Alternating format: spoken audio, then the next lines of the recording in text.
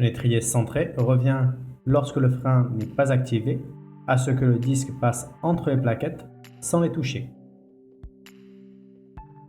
Attention, avant de centrer correctement un étrier, il vous faudra vous assurer que le disque soit parfaitement dévoilé.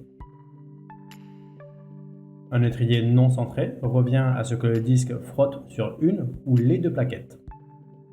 Cela peut évidemment ralentir, voire stopper complètement la roue.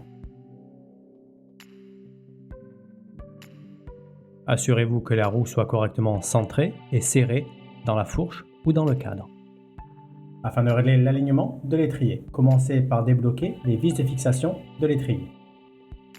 Il suffit que l'étrier puisse bouger latéralement.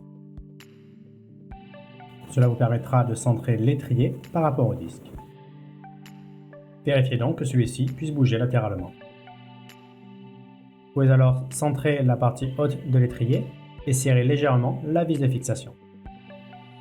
Centrez ensuite la partie basse de l'étrier et serrez légèrement la vis de fixation de l'étrier. À partir de là, vérifiez que l'étrier est toujours centré par rapport au disque et serrez par alternance les vis de fixation. Toujours par alternance, serrez les vis de fixation de l'étrier au couple constructeur. Il existe une petite astuce très simple qui vous permettra certainement de gagner du temps. Débloquez les vis de fixation de l'étrier. Lancez votre roue et appliquez un freinage forcé. Maintenez alors le levier de frein engagé. Serrez légèrement et par alternance les vis de fixation de l'étrier.